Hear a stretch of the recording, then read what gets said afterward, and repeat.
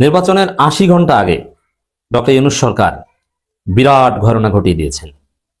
কি ঘটেছে, কেন ঘটেছে, এত কঠোরতা কেন, বা এইটা নিয়ে ইউনূস সরকারের কাজ করা কি জরুরি ছিল? কিসের ইঙ্গিত?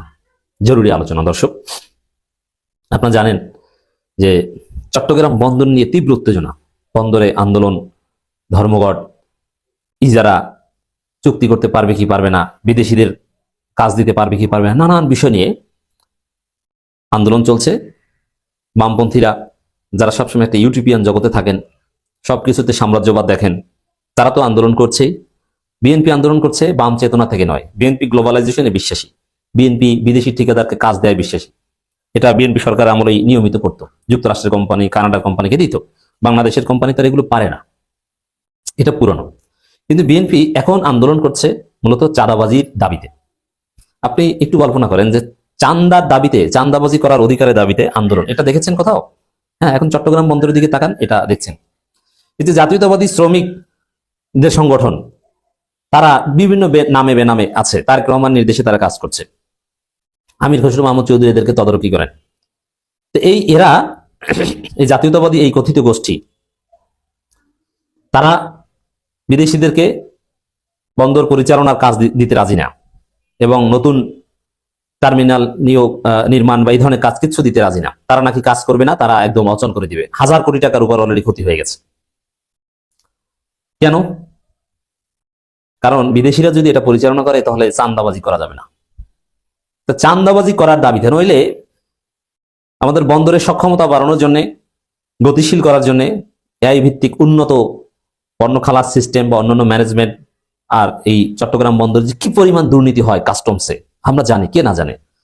আমরা যখন ঢাকা বিশ্ববিদ্যালয়ে স্টুডেন্ট ছিলাম, মাস্টার্সে পড়তাম, তখন যারা বিসিএস টিসিএস দিত, ওদের মধ্যে একটা চিন্তা ছিল কোন ক্যাডার হতে চাও। অনেকে বলতো কাস্টমস ক্যাডার। কাস্টমস ক্যাডারে কোনো ভাব আছে নাকি?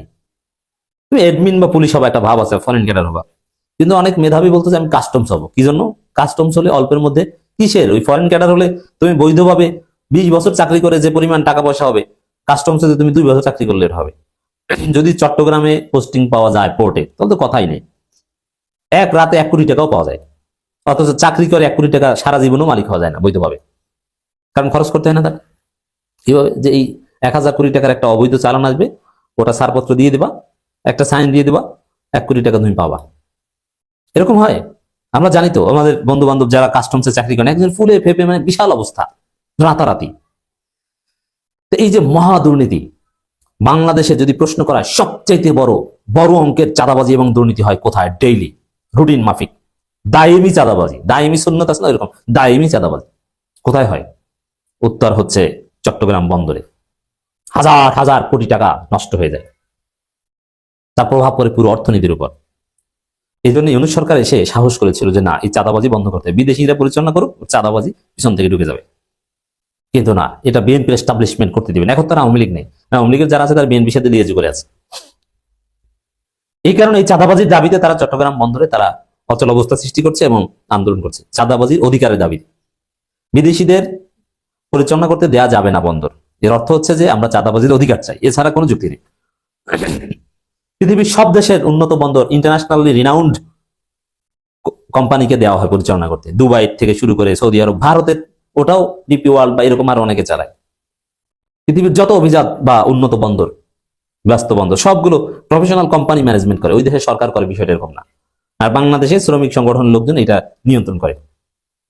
1000 কোটি টাকার ক্ষতি অলরেডি করে ফেলেছে। আর শেষ মুহূর্তে এই বিষয়টার একটা দৃশ্য, ক্লাইম্যাক্স এসেছে হাইকোর্টের একটা রায়ের ফলে, যার ফলে নির্বাচনের আগ মুহূর্তে চট্টগ্রাম বন্দর নিয়ে তীব্র উত্তেজনা রাজনীতিতে। এখন সাধারণত যেটা আমরা সন্দেহ করছি, নর্মালি যতই জটিলতা হোক, ওই ফাইল টেল নিচে রেখে দিতে, আরে নির্বাচন নিয়ে আছে, কিসের বন্দর টন্দর, ওটা রাখো যেভাবে আছে চলুক, ওটা যারা ক্ষমতা আসবে তারা দেখবে, হওয়ার কথা ছিল এটা। কিন্তু না, ইউনূস সরকার এটা খুব সিরিয়াসলি নিচ্ছে। আজিব যে নির্বাচনের পর কি হবে এটাও তাদেরকে ঠিক করতে হবে এবং তাদের দায়বদ্ধতা রয়েছে। অতএব এখান থেকে একটা বিষয় অ্যাটলিস্ট নিশ্চিত হওয়া যায় যে ইউনূস দায় এড়িয়ে পিঠ বাঁচিয়ে চলে যেতে চাচ্ছেন না, পরবর্তী বাংলাদেশের গতি প্রকৃতি নির্ধারণ করে দিয়ে যাচ্ছেন। প্রয়োজনে এত সহজে ক্ষমতা হস্তান্তর করবে না, শেষ দেখে ছাড়বে এরকম প্রস্তুতি ইউনূসের আছে। বন্দর নিয়ে তাদের যে অবস্থান এটা থেকে এটা বোঝা যায়। নইলে ফাইলটা নিচে রেখে দিলেই বিএনপির চান্দাবাজরা চুপ হয়ে যেত, কিন্তু না, শেষ পর্যন্ত ঘাড় ধরে, যেমন সরকারের সিদ্ধান্ত জানিয়েছে বন্দরে ধর্মঘট ইস্যুতে হার্ড লাইনে যাওয়ার সিদ্ধান্ত সরকারের।